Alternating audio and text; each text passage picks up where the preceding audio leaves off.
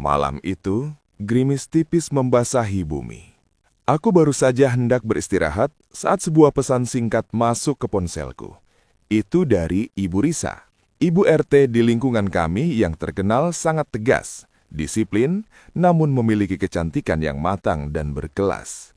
"Mas, bisa bantu saya sebentar? Saya sedang di rumah kosong milik keluarga di ujung blok. Sepertinya ada masalah dengan keran air yang tidak bisa mati. Saya sendirian di sini." Sebagai warga, aku tak punya alasan untuk menolak. Aku pun bergegas menuju rumah itu. Sebuah bangunan tua yang megah namun tak berpenghuni. Saat aku tiba, pintu depan sedikit terbuka. Aku melangkah masuk ke dalam kegelapan yang hanya diterangi oleh lampu teras yang temaram.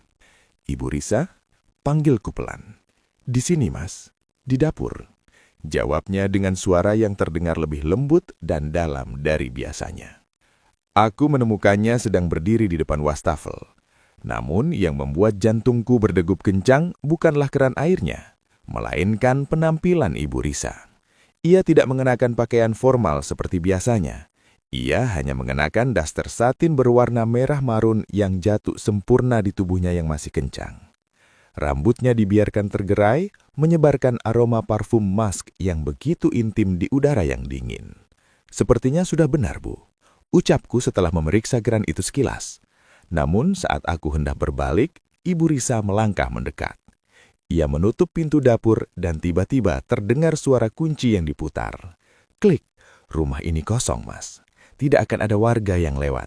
Tidak ada yang akan mendengar," bisiknya sambil menatap mataku dengan tatapan yang sangat berani. "Malam ini, lupakan sejenak bahwa saya adalah Ibu RT-mu. Jadikan saya milikmu sepenuhnya di sini." Aku terpana.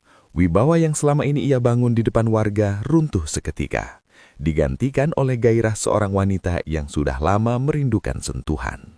Di rumah kosong ini, di tengah kesunyian malam, aku menyadari bahwa aku tidak hanya akan memperbaiki keran, tapi aku akan mengisi kekosongan jiwa sang Ibu RT. Lantai marmer di rumah kosong ini terasa seperti es yang menusuk kulit.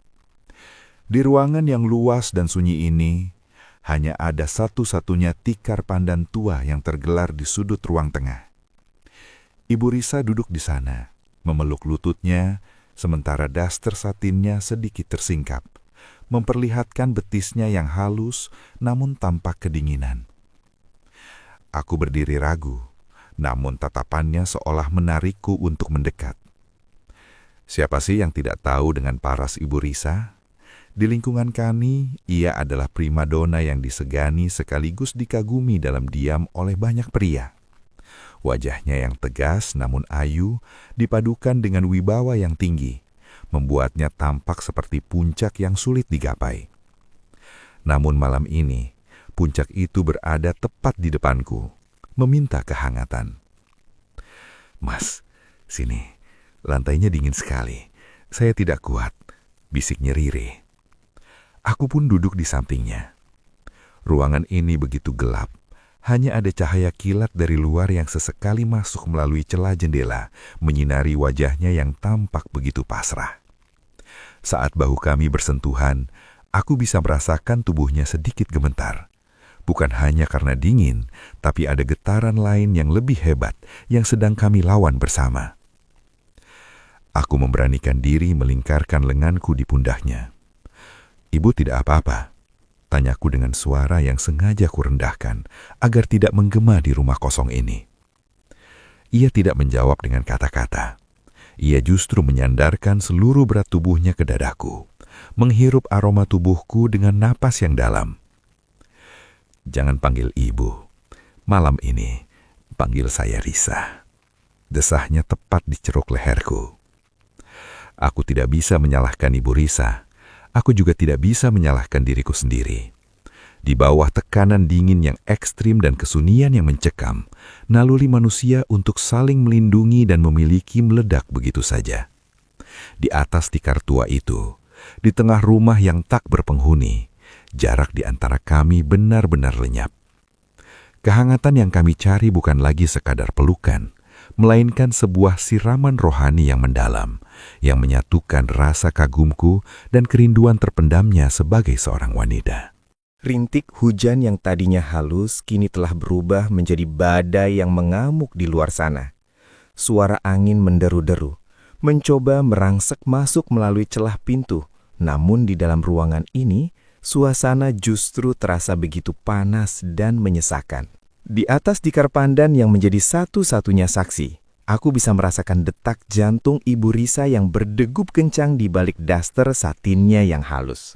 Wibawa seorang ibu RT yang selama ini ia jaga dengan begitu ketat, kini benar-benar telah luruh.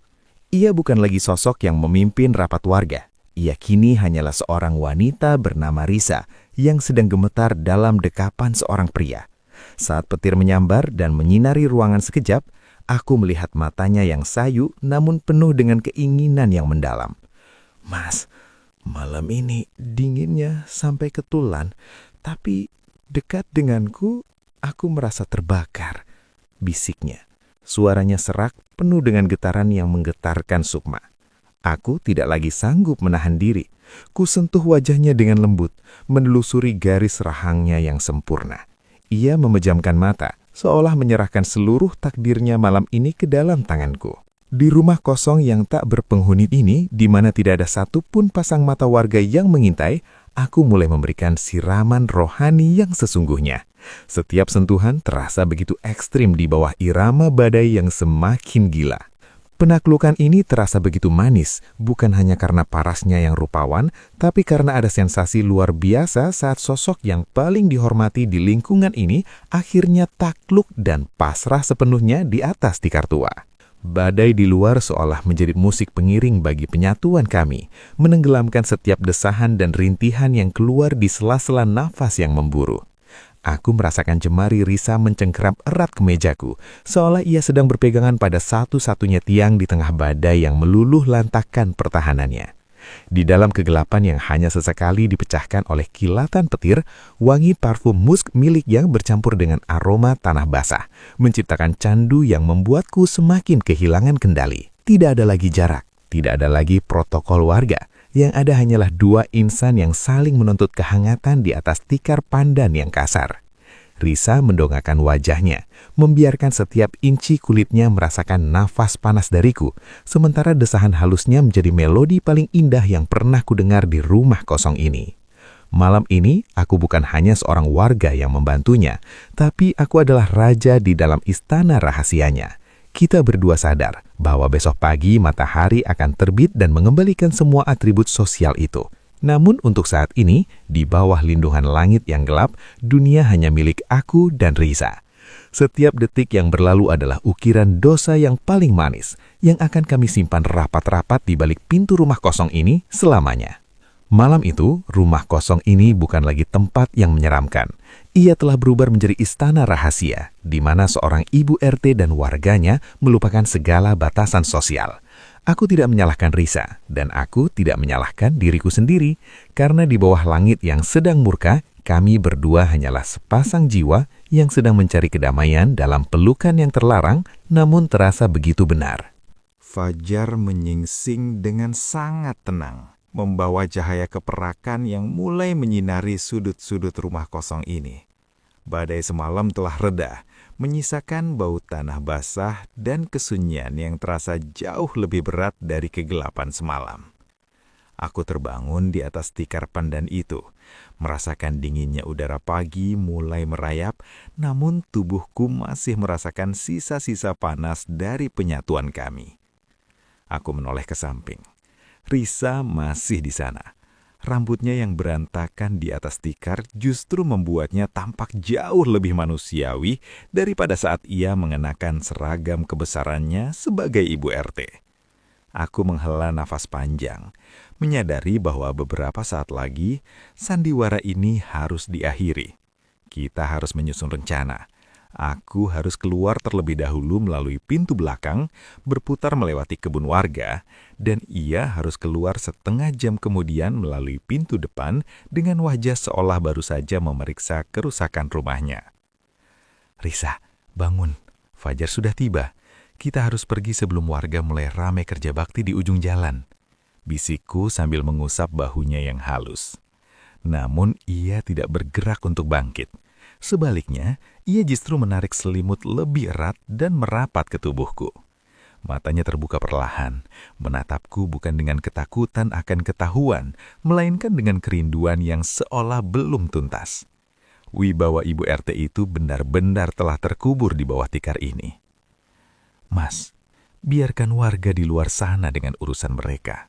Suaranya parau, dalam, dan penuh godaan. Aku belum ingin kembali menjadi Ibu RT. Aku masih ingin menjadi Risa, milikmu.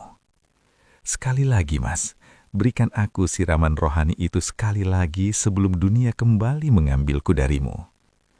Aku terpaku. Tatapannya begitu candu, begitu ekstrim untuk ukuran seorang wanita yang jabatannya dipertaruhkan. Ia enggan pergi. Ia seolah ingin menghentikan waktu di rumah kosong ini selamanya. Di luar sana, suara langkah kaki warga mulai terdengar lamat-lamat. Namun di sini, di dalam dekapan Risa, logika itu kembali lumpuh. Aku tahu risikonya. Aku tahu ini adalah permainan api yang bisa membakar seluruh reputasi kami dalam sekejap. Namun melihat parasnya yang begitu memohon, melihat bagaimana ia melepaskan segala kehormatannya demi satu babak lagi bersamaku, aku tidak bisa menolak. Aku kembali menariknya ke dalam pelukanku, mengabaikan cahaya fajar yang semakin terang dan membiarkan rumah kosong ini kembali menjadi saksi bisu atas hasrat yang tak kenal waktu. Biarlah dunia menunggu, biarlah warga bertanya-tanya. Karena pagi ini, di balik pintu yang terkunci, Ibu RT-ku lebih memilih untuk berdosa sekali lagi daripada harus kembali ke realita yang gersang. Aku bisa mendengar suara Pak Bambang dan warga lainnya mulai berkumpul di ujung gang untuk kerja bakti. Suara tawa mereka dan denting cangkul yang beradu dengan aspal terdengar begitu dekat. Hanya terhalang oleh dinding bata rumah kosong ini. Logikaku berteriak agar aku segera memakai baju dan lari lewat pintu belakang. Namun jemari Risa yang mencengkram lenganku jauh lebih kuat dari logika manapun. Ia menatapku dengan tatapan yang benar-benar liar. Tidak ada lagi sisa-sisa wibawa Ibu RT yang biasanya bicara soal kebersihan lingkungan atau iuran warga. Di matanya hanya ada dahaga. Mas, biarkan saja mereka. Mereka tidak akan tahu. Bisiknya, suaranya kini bukan lagi sekedar serak, tapi penuh dengan desakan yang ekstrim. Satu kali lagi, Herman. Buat aku lupa kalau aku harus keluar dari pintu itu. Aku tidak punya pilihan. Parasnya yang begitu pasrah, namun menuntut, daster satinnya yang berantakan di atas tikar pandan benar-benar melumpuhkan sisa-sisa pertahananku. Aku kembali memberikan siraman rohani itu dengan ritme yang lebih cepat, lebih dalam, seolah-olah kami sedang berkejaran dengan setiap langkah kaki warga yang semakin mendekat ke arah rumah ini. Sensasinya sungguh gila. Ada adrenalin yang memuncak saat aku tahu bahwa di luar sana orang-orang menghormatinya sebagai pemimpin warga. Sementara di sini, di atas tikar tua yang berdebu, ia adalah milikku seutuhnya. Wanita yang memohon agar aku tidak berhenti. Setiap suara dari luar sana justru menjadi bumbu yang membuat gairah kami semakin meledak. Kami bercinta di ambang batas kenyataan dan ilusi, di antara risiko kehancuran total dan kenikmatan yang tak tertandingi. Saat segalanya memuncak untuk kedua kalinya di pagi itu, Risa membenamkan wajahnya di dadaku, meredam suaranya agar tidak tembus ke telinga warga yang mungkin melintas di depan pagar. Tubuhnya lemas, namun genggamannya tidak lepas. Kami berdua tahu, setelah ini pintu itu harus dibuka. Setelah ini ia harus kembali menjadi Ibu RT yang terhormat dan aku kembali menjadi warga biasa. Tapi rahasia tentang apa yang terjadi di atas tikar ini, di bawah irama kerja bakti warga, akan menjadi api yang tetap menyala di antara kami selamanya. Matahari sudah naik sepenggalah saat aku akhirnya melangkah keluar melalui pintu belakang, menyelinap di antara rimbunnya pohon pisang sebelum muncul di jalan utama dengan nafas yang kuatur sealami mungkin. Di ujung blok, aku melihat kerumunan warga, termasuk Pak Bambang yang sedang menyeka keringat.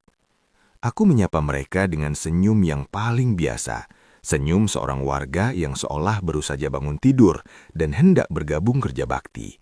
Tak lama kemudian, pintu depan rumah kosong itu terbuka. Ibu Risa muncul dari sana. Ia berdiri di teras dengan sangat tegak. Dastar satinnya sudah berganti dengan pakaian rapi yang entah sejak kapan ia siapkan.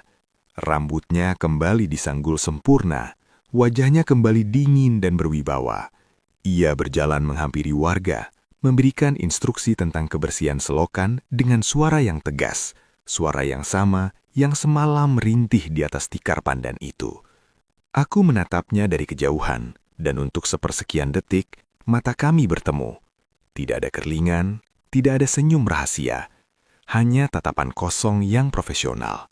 Namun, di balik tatapan itu, kami berdua tahu bahwa ada sebuah dunia yang baru saja kami hancurkan, dan kami bangun kembali dalam semalam. Aku tidak bisa menyalahkan Ibu Risa atas dahaganya yang ekstrim, dan aku tidak bisa menyalahkan diriku sendiri karena telah menyerah pada pesonanya.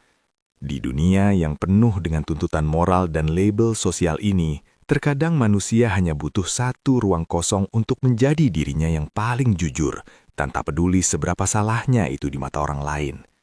Ini adalah hak kami, hak dua jiwa yang lelah dengan topeng masing-masing, untuk sejenak saling memiliki tanpa syarat. Kisah di rumah kosong itu kini telah terkunci rapat. Tikar pandan itu mungkin akan berdebu lagi, dan pintu itu akan kembali digembok. Namun, aroma parfum Muse milik Risa dan hangatnya siraman rohani semalam akan tetap hidup di bawah kulitku setiap kali aku melihatnya memimpin rapat warga. Kami akan kembali ke peran masing-masing, membawa rahasia ini sampai ke tempat yang tak terjangkau oleh siapapun.